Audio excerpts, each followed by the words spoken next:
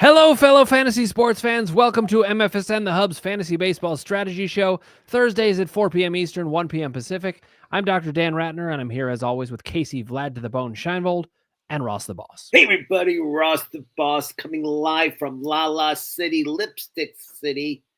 We call it home of the LA Dodgers, the best record in baseball. But I don't think they're going to keep that record that great. They've been playing really bad teams, guys. So they're playing Miami. I mean, Casey's kids team could beat Miami. They're horrible. But it's exciting. I'm enjoying watching baseball. There's a lot of great stuff going on.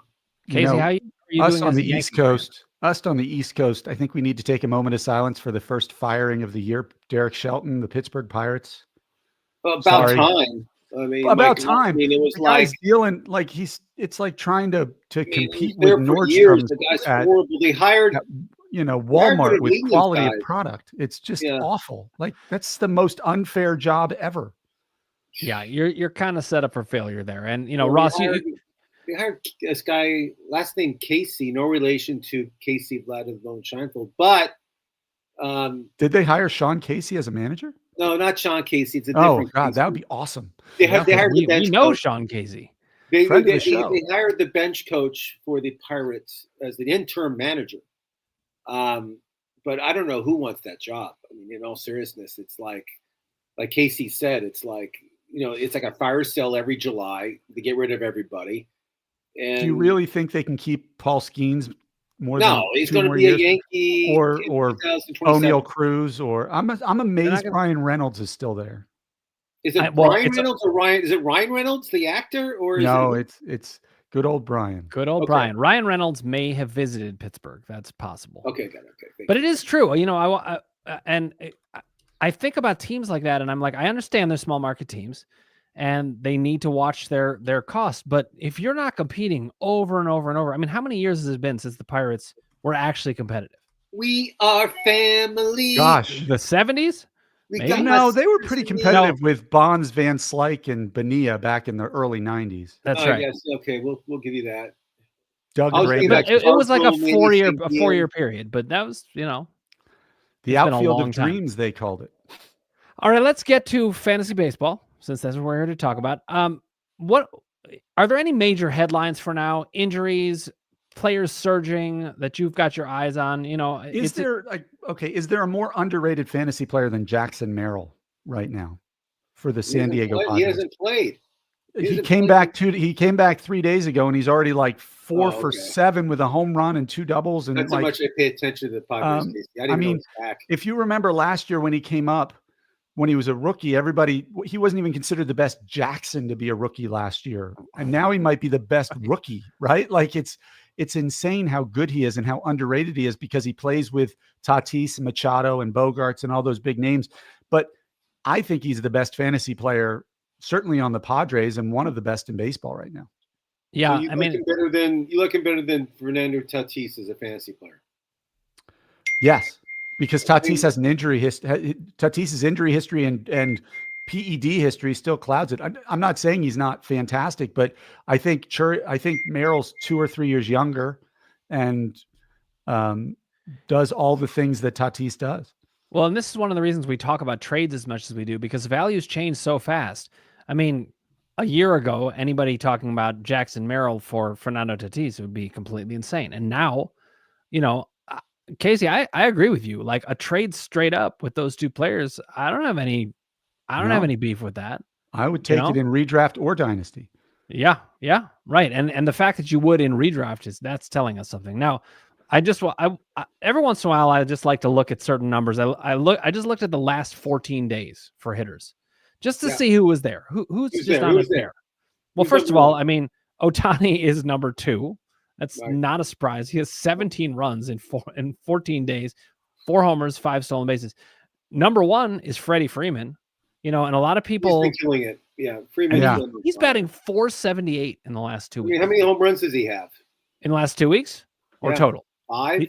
He's got 4 home runs in the last 2 weeks. Right. On the season, he's at what? 8 homers. I mean, his average is 362. The Yeah. Dodgers, there's a reason why the Dodgers are in first place and have the best record. It's guys like Freeman and Betts and They've got them both. But you know who's number 4? Alex Bregman. This guy's just killing the ball in Boston. Looking great. Here's some surprises, though. Ready? Yeah. Jorge Polanco. Oh, gosh, yeah. We talk about him on the waiver wire show. About him a lot, so it's not a big surprise. Well, it's Ross. It's got to be a big surprise that he's the number 3 player in Yahoo over that's true. I guess so. But Casey's been talking about him like nonstop. Here's somebody I talked up in preseason that Casey was very down on. Javier Baez. Oh, we talked about him on Tuesday. Oh, well, yeah. I just have to start joining Tuesday, or we're just going to keep repeating things. We talked about him on Tuesday, and remember, he was like the big thing in the Dominican. Remember when like all the Dominicans loved this guy, and they thought it was the next big thing, and he just faded out. Well, here's a guy, Luis Robert, or Robert. I don't know how we say it, but yeah. I mean, in the last 2 weeks, batting now 200. Well, let's see. I mean, he's only batting 267 over the last 2 weeks. And for the season, he is batting 190. However, 190, in the last 2 weeks, he has 3 homers and 8 stolen bases, 9 runs, 10 RBIs. Yeah. I mean, he looks pretty good to me. Here's another guy that I was in on early, Zach Neto. Ross, your other team. I like his power, and he can steal bases. Casey and I are all on top of him. He's stolen 7 bases in the last 2 weeks. Yeah, I mean, this guy's power and speed, and he plays in a bad market, but doesn't matter. He's fantasy-wise, he's valuable. Let me ask you guys this. How often do you do what I'm doing right here? Just to assess value. Every day. Good. Yeah, Case, I think what about you have to. No, I mean, look, I wish I did it every day. You should do it every day. We talk about this all the time, that it's a marathon grind of a season, and checking lineups, making sure you're playing the most efficient lineup, making sure there aren't better options on the waiver wire has to be something you do. It should be done daily, but if you're doing it 4 or 5 days a week, I think you're still going to be competitive, depending on the. I mean, look, I think even if you do it twice a week, it's still good. And if you're playing in weekly leagues, you probably only need to do it once. But you should pay attention as much as you can, because you're going to miss things. Here's another guy. This will make you laugh, Casey. But Byron Buxton. We know when Byron Buxton is healthy, he plays really well. He's been an absolute monster. Certainly in the last 2 weeks. Casey. You mentioned Byron Buxton's name, and Casey, it's like a trigger. I've been addicted to him for the better part of a decade. And I felt the pain in my heart with every season-ending injury. So all I did was begin drafting Royce Lewis so I can get another Byron Buxton. Yeah, you found the latest. He's like Byron Buxton of 8 years ago. Your filler. Right? So yeah, perfect. It's perfect. I you go from one unhealthy addiction to another. And Mike Trout is up there too. I would put him in your list too. Yeah, but Mike Trout was too good and too effective for too long. Okay, I got it. To fit in there. It's got to be somebody who's great for, like Troy Tulowitzki, I think would be the precursor to both of them. Although Tulowitzki in 90 games could put up what every other shortstop did in 140. So Byron Buxton would do it in 30 games, then miss 70, then play 10, then miss 40. It was awesome. I won, like, in head-to-head leagues, I'd win at least 4 weeks a year just because of Byron Buxton. Buxton. All right, the Twins are playing good baseball too. They're on fire. I mean, yeah, Ross, what do you have to say about this? You were absolutely ripping the Twins in general. It goes in waves. They'll come back to earth. I mean, look at the Angels. They started out hot, right? And now they're horrible again. And it's so funny with baseball how teams, like the Reds lost 4 in a row. They won last night, and it's amazing to me how these teams just can't be consistent. I don't think it's necessarily a matter of consistency. I think what it means and why baseball is the way it is, 162 game season, is because any team can be hot for 5 or 6 days, right? They can have it going together. Your rotation's pitching well, but over the course of a season, 162 games, you're going to regress to what your team is supposed to be. It's why batters have super hot months and don't, like all these other short, like football. There's only 17 games, but it's such a physical game and such an intense game. You can't ride a hot streak for 6 or 7 weeks. It just doesn't work. In baseball, you can have 15 good games. Like, what are the Royals, 9-2 in the last 11 games or something like fire. that? Like, the Royals are a fun up and coming team, but they're young. They're going to be inconsistent. And so they're at a hot streak now. They're going to go 3-6 or 3-7 at some point and end up where they're supposed to end up. It's why when we talk about the first month and a half of the season in fantasy baseball, we're like, look, yeah, he's cold, but at the end of the season, his numbers are going to be where they're supposed to be. So don't give up on him that quickly. The grind of the season means you have to tolerate the Kyle Schwarber type of months. Yeah, although Kyle Schwarber continues to hit. I know he's leading the league in homers, I think. Early in the year, there's no early season Kyle Schwarber to be found. Would you trade him now? If I owned him? Yes. Yeah. Yes. It depends. I mean, think of Kyle Schwarber is this. I mean, for home runs and RBIs, he means something, but for stolen bases, he doesn't. So it just depends. Here's the thing, Ross. I feel like his average is becoming less and less of a problem. I think he's getting better throughout the years. He is. He's becoming a significantly better hitter. So, I guess I would trade him, but it's also like this is around the time is starting to get around the time where you want to acquire him. You want to acquire him in June. So we all agree. We all think Jackson Merrill should be somebody we should focus on and try to get from our competitors. Correct? 100%. Oh, I mean, I think so too. Unless you don't agree, but yes. No. I was a big advocate of his for the past year. I mean, he's not eligible for Rookie of the Year this year, but that's because he finished second last year to Paul Skeens. Yeah, which is crap, by the way. I love this kid. I wish he didn't get hurt. I thought he would lead the league in hits this year if he stayed healthy. I mean, he's that good. He still could, although I still like Corbin Carroll. God, that guy, another guy that you and I were like, talk about exciting young outfielders in baseball right now. Comeback player of the year. I'm calling it right now, Casey. Corbin Carroll. I mean, I'm calling it, Casey. I'm calling it. And I'm going to admit I was the wrong one on this one. It's not that I thought Corbin Carroll was going to be bad. I just had reservations about him, and clearly no reason to have reservations. No, dude, he's the real deal. Let's talk about other players to target. Teoscar Hernandez, he's out for 2 weeks. Yes. Do you target? No, maybe longer. The 2 weeks, you're being generous. At least 2 weeks. They're hoping he's back in 2 weeks. How about that? At least 2 weeks. I heard the injury is really bad. All right, so let's say for the sake of argument that he's going to be out at least 3 weeks. Okay. All right. Do you target him? Yes. Okay. If there's an impatient owner and there's if you don't have IL spots on your roster or that person is really desperate for something and you have depth. Yeah, I would have fun with targeting. So many good outfielders on waiver wire right now. The case that I talked about on Tuesday that you can fill in for a few weeks and have Teoscar. Yeah, if I had him, I wouldn't be trading him. But that's the thing. It's like if you combine Teoscar Hernandez with some other guy, whoever it is, for 3 or 4 weeks, you're getting a great outfielder. And there's going to be teams who are just like, I can't. This is dead weight to me. I gotta move on, or they'll be frustrated. Right. And he's been a monster this season. No, he's he was last year too.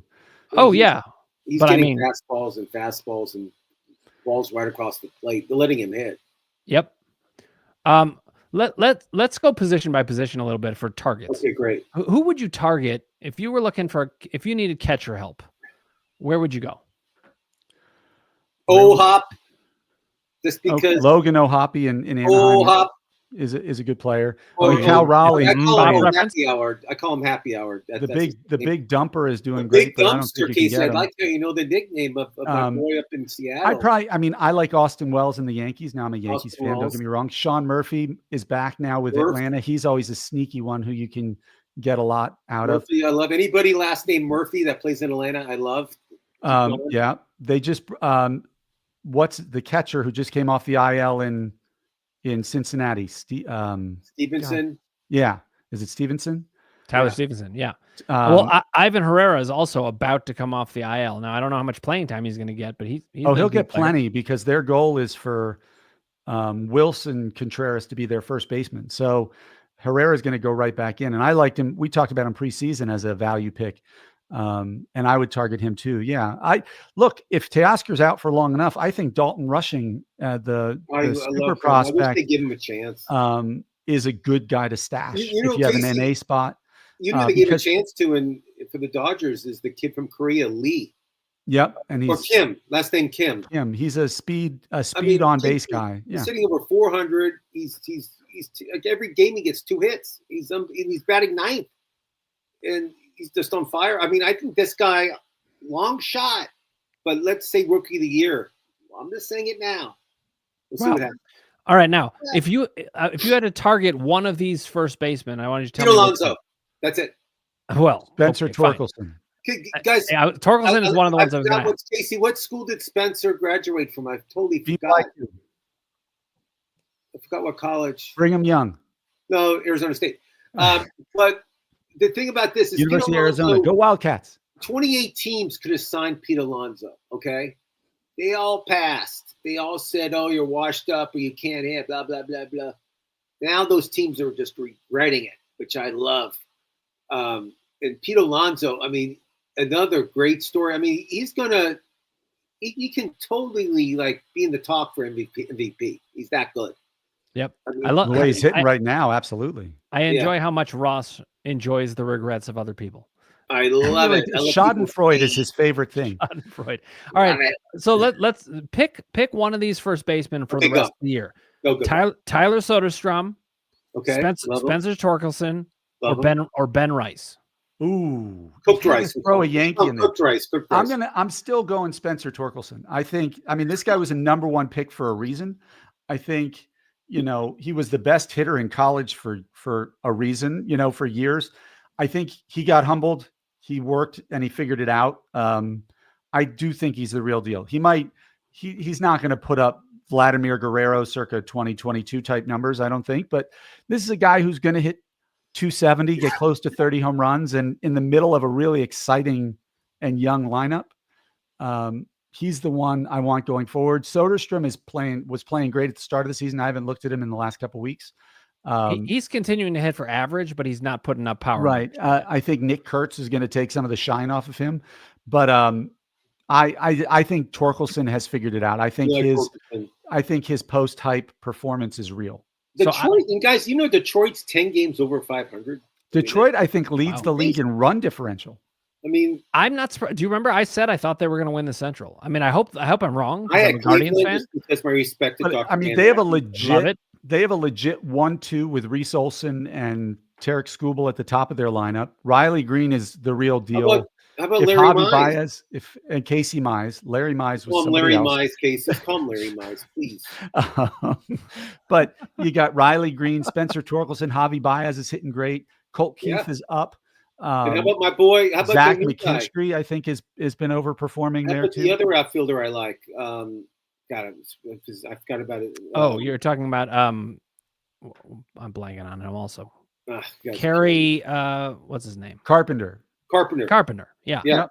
I like Carpenter a lot. And they have a young, exciting team that's playing well. We know AJ Hinch is a great manager. I mean, despite the cloud that hung over him for Signal Gate or whatever they called it in Houston, like that team was legit good, and he brought them from the dumpster fire that they were to World Series champions. So he's a good manager. And they've got all the recipes to be a serious contender. Right. And as much as the AL Central has some good teams, they don't have a great team. So Detroit doesn't have a Yankees or a Boston or an, Houston or Seattle in their way. Seattle, by the way, 9 straight series they've won. I saw that 9 times. I mean, 9 times, and they're not really with your bad back. The reason they're doing so well, Casey, is because they're hitting. I mean, they're hitting them around. What's happened with Julio Rodriguez? You were so down on him, you were ready to deal him. Drop him. Has that changed? All this hype. It's like all this hype this guy got for the past 3 years.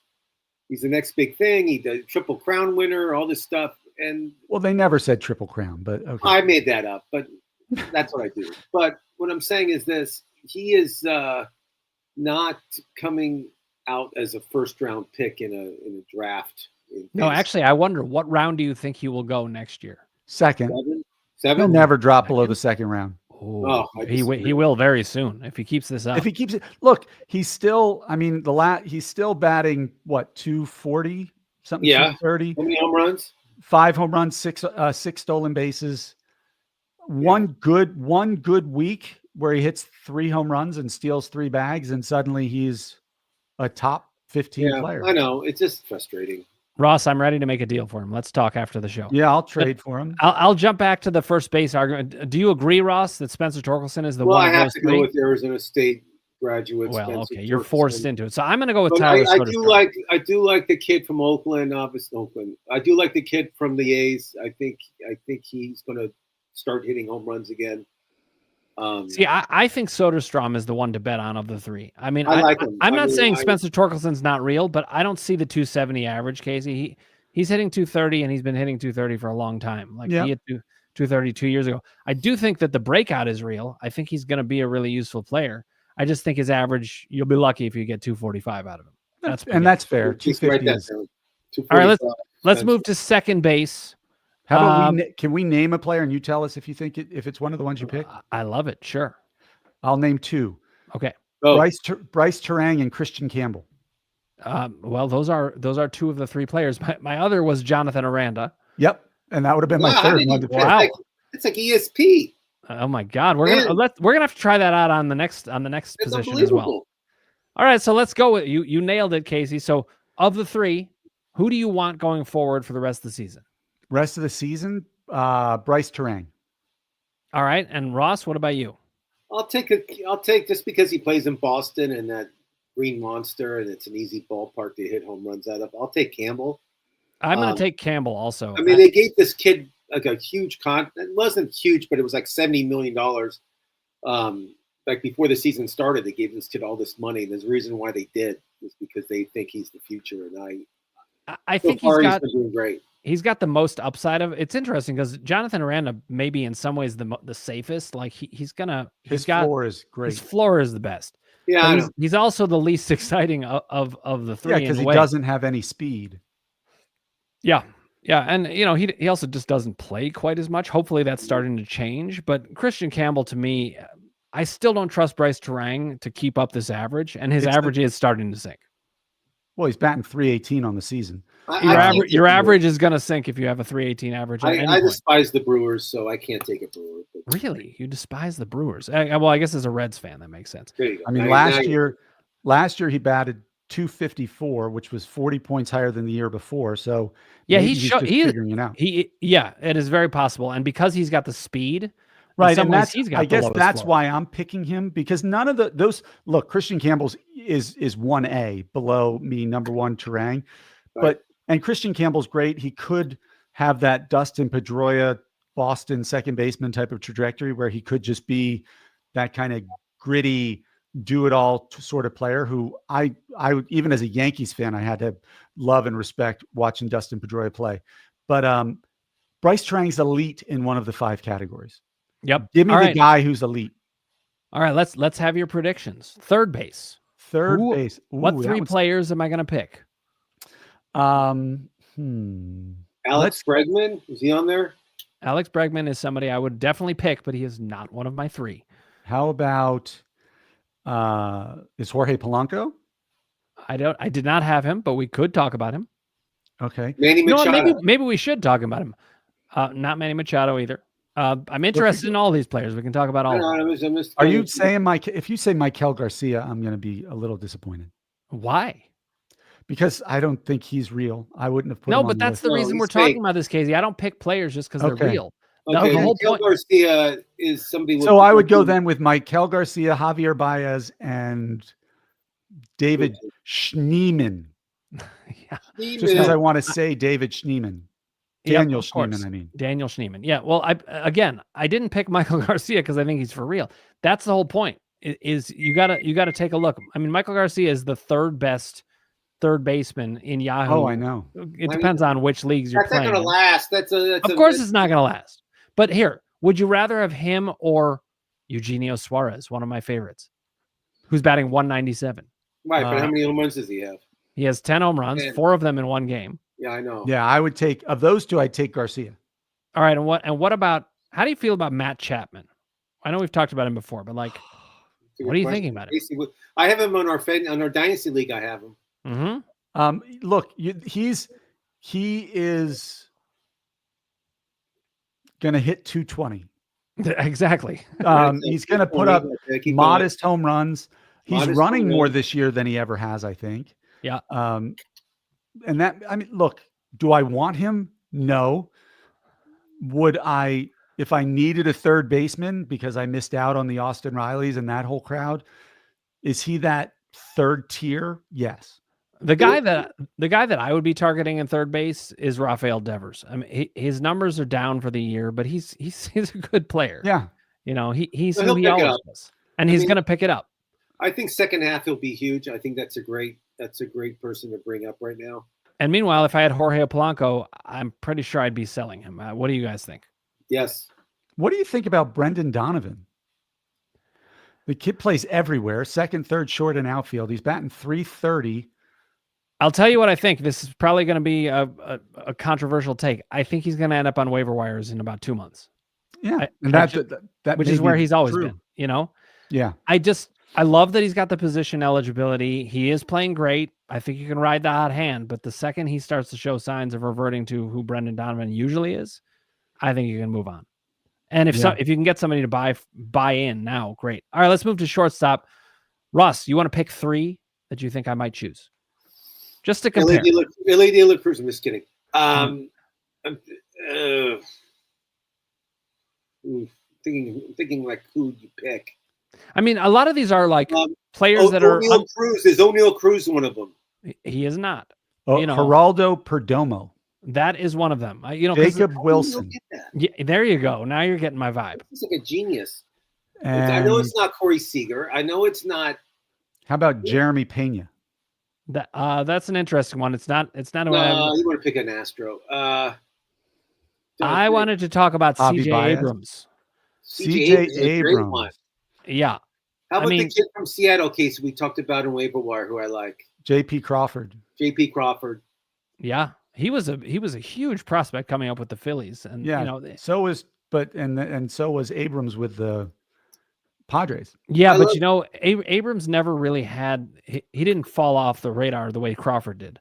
Well, yeah, because Crawford was really bad. All right, Crawford had the unfortunate experience of trying to follow Jimmy Rollins as a shortstop for the Phillies. That's right. And that is so much pressure and so difficult to do that I think he needed to go somewhere a little more obscure to just get back to playing baseball. All right. So Perdomo, Wilson, or CJ Abrams rest of the year. I mean, I think to me, it's a no-brainer for CJ Abrams. Number 2 for me would be Jacob Wilson. How about if we bring in Dansby Swanson instead? Oh, I don't like Dansby Swanson. I like Swanson. I like those frozen dinners by Swanson. I think his wife is one of the best female soccer players. All right, in the world. So he makes good TV dinners, and his wife is a phenomenal soccer player. There you Jacob go. Wilson. I was looking at his stats the other day. He never strikes out. Jacob Wilson is Luis Arias, and he always hits he loves to hit the ball. He's not a strikeout guy. He never strikes out. Go look at it. He's not going to put up elite power or speed, but he's going to score runs because he's on base all the time. Kind of like Luis Arias, a 3-time batting champion. That's the type of player I see Jacob Wilson as. Here's the difference though with Arias. I think Wilson. We don't have a track record as much, so his power could come up. Yeah. I don't want to. Perdomo's playing better than both of them, but I worry about Jordan Lawler there taking his job. Yeah, although 5 homers, 9 steals, he's putting up great numbers. Oh yeah. I mean, he's a guy that I wouldn't actually just automatically trade away. I'd be too tempted to see what he can do. All right, let's move to outfield. Okay. Obviously, there's 3 outfield spots, so we could pick many more guys. Pete Crow Armstrong. He wasn't one of the ones I had on my list. Byron Buxton. Buxton was one of them, but though we did already talk about him. Yeah. James Wood, Trent Grisham. Those are all good nominations. Not who I had in mind. Okay, go ahead. How about Stephen Kwan? Okay. And I wanted to talk about this guy, Kyle Stowers. Oh, I talked about him on Tuesday. I'm a fan. Yeah, I'm a fan of him. I mean, because if you look at his underlying metrics, his exit velocity and his barrel rate are exceptional right now. So it's not a fluke thing that he's driving the ball out of the park or hitting the ball that hard. I think he's a 300 hitter? Probably not, but he can probably stay in the 270. And if he can hit you 20 home runs and you have him as a 4th outfielder, God, that's pretty awesome. Yeah, I mean, he's a guy that I'd want to kind of check out on my bench. Quan is somebody that I was low on the season, not because he's a great baseball player. Well, like you in real life. you hate the team he plays on. That's the reason why. I love the team he plays on. Oh, okay, didn't know. But no, this is not the Browns. This is the Guardians. Okay, I get it mixed up.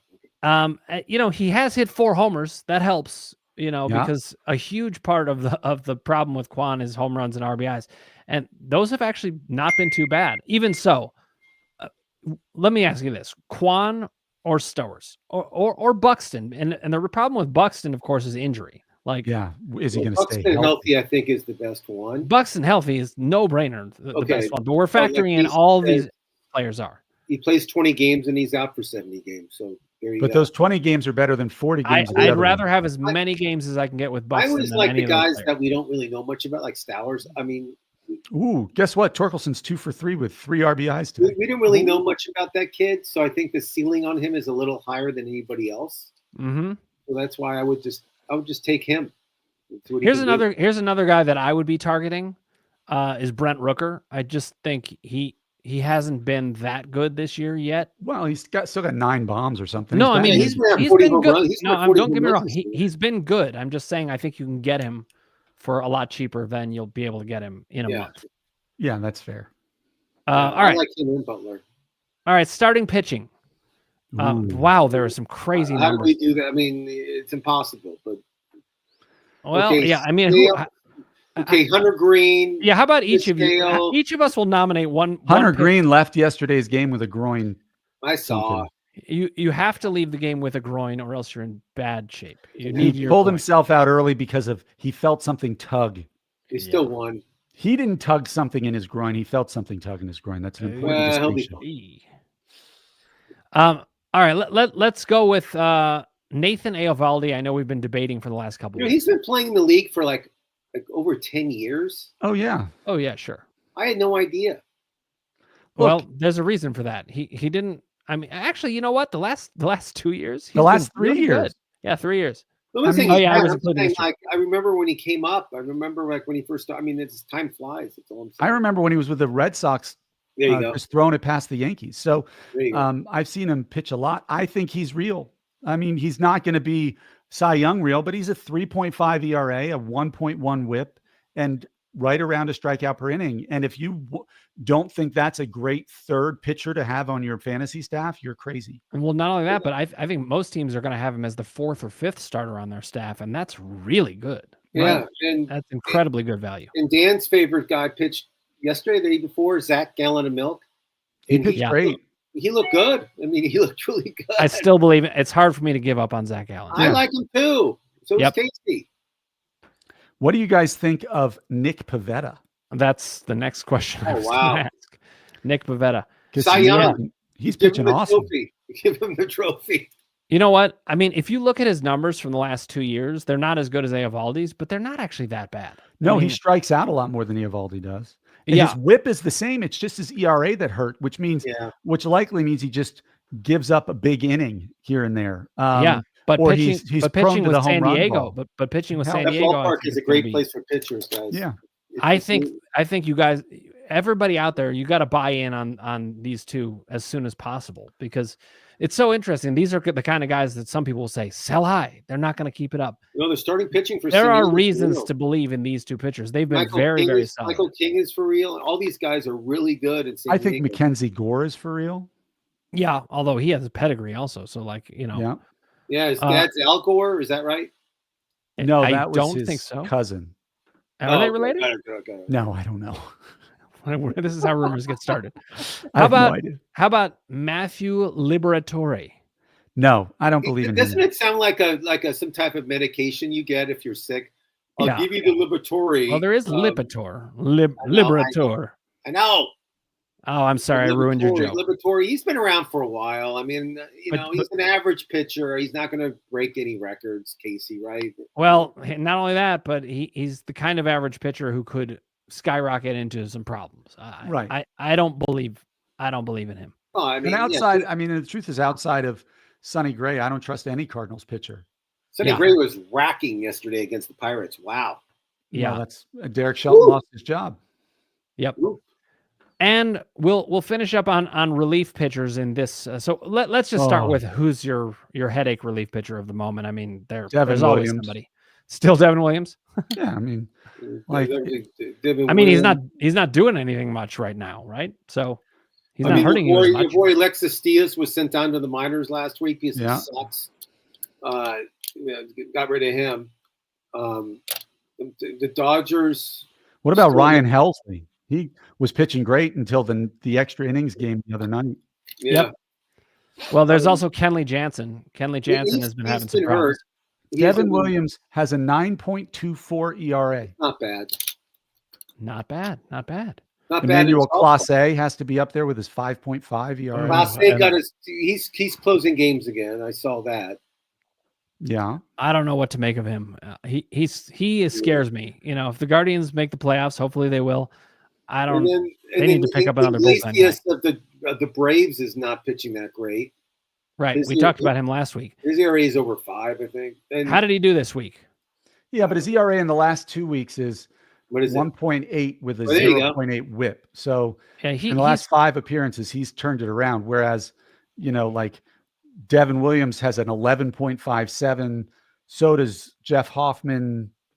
I think we talked. Didn't we talk about this? I think 2 weeks ago we talked about these relief pitchers, and one of the points that I made is that Iglesias, unlike the other guys, his whip was good, and so it just made me feel like he got unlucky. Yeah, he's going to be. He got unlucky. Yeah. Mason Miller, meanwhile, had laid one egg in the last 2 weeks, and unfortunately, it gives you a 12. I still think he's the best closer. He's absolutely the best American relief pitcher in baseball. So you think overall in baseball? Wow. Yeah, I would I agree with you. I'm not disagreeing. Yeah, I mean his stuff is just I don't know how you can hit that ball. He's unbelievable. Well, and coming into the season, we were all high on Mason Miller, but when I see a 4.61 ERA and a 1.02 whip, I'm not that worried. He just got tagged for a couple times. I'm not worried about him at all. 2 strikeouts an inning he's averaging. How about our cover guy? Casey, what's your thoughts, and Dan too, on Gunnar, which I love that Gunnar name. Hoglund? Mm-hmm. Hoglund. Look, he's been pitching well. He pitched great in the spring. I talked about him on Tuesday. Yep, his tempo is up 2 miles an hour from last year, from what I read. And that's usually a precursor for pretty good things because he's always been a command guy. But his strikeout rates are up a little bit, and he's not walking that many people. That's kind of the recipe for success. Did you see Hunter Green's walk? Like, he cut his walk rate in half from last year. He was awesome last year. Cut his walk rate in half and is actually striking out more batters. Usually those don't go in on the opposite direction, right? The strikeout pitchers also walk guys because they're chase rate. No, I mean, I think Hunter Green is going to be a top 5 pitching pick next year. He's got to be. It's just he has to stay healthy like anybody. He's got to stay healthy, but as long as he stays even remotely healthy. He wasn't on the cover of Sports Illustrated for his looks. He was on the cover of Sports Illustrated because of his talent at a high school, Notre Dame High School out of Los Angeles. He might have been talented too. Casey and Dan, Bubba Chandler, any thoughts? Is he coming up? Do you know something I don't? Was he called up? I don't know if he's coming up, but there's a lot of talk. I mean, he's super talented, but with pitchers, it's you never. I mean, know. Also, if you're playing in wins with or playing in leagues with wins, I don't love bringing in. No, if you're in a 5x5, he has more value in a roto league than he does in a head-to-head. There's a lot of talk about him, and in keeper leagues and things like that. Sure. Yeah. A great player, but all right. Let's talk a little bit of strategy before we wrap up for today. At this point in the season, what are you looking to do? I mean, it depends on where you are in the standings, but what are some of the strategies that you're employing right now? Are you looking to consolidate your bench players into the best players right now? I'm looking to upgrade my depth. So yeah, you want your bench players, even if it's incremental raises, it's still value. And yeah, now's when I would be, because there's players on the waiver wire who you can get every week. Now's when I'd be looking for those 2-for-1, 3-for-1 sort of trades to really get those kind of studs at a stud core who's going to carry you, because you can, if that stud and whatever you can get off the waiver wire is probably going to produce better than the ones you're trading. Yeah, right, and together. I think you have to figure out what to do with each roster spot, because there are going to be guys who are just like dead weight that you're like, I really want to cut this guy, but I can't yet. Or there are going to be guys like Eugenio Suarez is a perfect example, where he's been terrible. Maybe he's on waiver wires in all kinds of places. Is now the time to snatch him up because this is the time that he starts to hit? Is there a prospect, if Bubba Chandler was coming up, maybe you snag him, do a 2-for-1 deal to make room for it. Preferably do the 2-for-1 deal and then pick him up. But if you need to grab somebody, sometimes I'll just cut a guy who's more expendable, more replaceable, and get the guy off the wire that's not, Yeah. And as always, I talk about pay attention to who got cut. It's amazing how that happens. In fact, I haven't done it in the last week. I was looking at our league just now. I was like, did somebody get cut? I don't know. What about, are you looking to trade a lot at this point in the season, Ross? Yes, I want to. It's just, I feel sometimes my team's kind of stagnant and not producing like they should. And I think Ross just gets bored with players and wants. Not bored, but it's just like you get frustrated. I think that's a better word. It's like, when of these guys are going to start performing, and you see everybody around you like having great days with all their players, and I'm like hitting 209 and have one home run. It's like there's only so long you can wait on your stars to start hitting, and if they're hurt or if they're just playing average, it's just you got to think like, okay, let's use their name and let's try to get some better players on the team, because sometimes it's just time to move on some of these players. Time passing by. Let me throw out a different strategy element that we haven't talked about too much, but some of it depends on league settings too. If you're in a head-to-head league, and let's say you're falling way behind, you might pay for somebody who's just red hot right now, because you've got to get back in the picture. Yeah, whereas like leagues are a different animal like that. Yeah, that's right. But you're right, 100%. Like if you talked about it before, if you can get like an Aaron Judge, but again, you'll be paying like you're paying $4 on the dollar. Yeah, I mean, you know what? Sometimes it's worth it anyway. Yeah. I mean, he's hitting over 400. I mean, the guy's just on fire. One thing this is one of the reasons I love playing rotisserie, though. If you've got innings limits in rotisserie, which you should if you're playing rotisserie, one of the great things about it is you can decide: am I going to fall behind on innings and then catch up later? Am I going to race ahead and then trade? Yeah, and I've never been able to get myself into a position to actually do that. To just no, you've always been I have 400 innings to make up in pitching in the last 37 games. And then I try to make it up, and I have mixed success with it. I think it's a great strategy in rotisserie to load up on great pitching if you can. You can dump it to people like Dan who are 47 innings behind. Yeah, I think that's a good. But again, I think the pitchers pitch really well like during the cold times, and I think when it starts getting hot, it's a lot harder to have. All the more reason to load up on pitchers, right, Ross? Yeah. You could just absolutely load up on pitchers through April and May, and then when it gets hot, make some trades. Here's another thing that I'm doing. Right now I have 4 closers. We play in a holds league, in our main league, and I'm going to need to catch up on holds at some point, but that's the easiest thing to find. So I'm just going to build up on starting pitching and closing the saves, and then I'll probably trade. I could even trade 2 closers for 2 holds guys, and somebody's going to want to do that. You can just pick them up on waivers too, but there you go. Well, you can either way, but I think if you get in rotisserie, sometimes you look at those stats and you're like, wow, for the rest of the season, almost no matter what I do, I'm locked into like 3rd place here in this saves category. My whip is far enough away that nothing I do is gonna get so you gotta, points and whip. I would just say you got to know your league rules and think about it in terms of the strategy. All right, guys, we're going to wrap up in a minute, but we will be back on Tuesdays. Casey and Ross do the waiver wire show here on Thursdays, and both times are 4 p.m. Eastern, 1 p.m. Pacific. And we'll keep the information coming. Again, I say this every time, almost every week, because it's a good reminder, but like baseball is a slog. I love the game, but especially if you're playing in daily leagues, there are people, they've got it into May 8th and they can't take it anymore. So keep paying attention. Just paying attention is a huge advantage. All right, Casey and Ross, it has been a pleasure. I look forward to seeing you guys same time next week, and we will keep it up. All right, guys, get your questions in Sorry there. about the Cavaliers down 2-0. Oh God, that has been a nightmare, and I could sense it coming. All right, guys, we will see you next week. Looking forward to seeing you.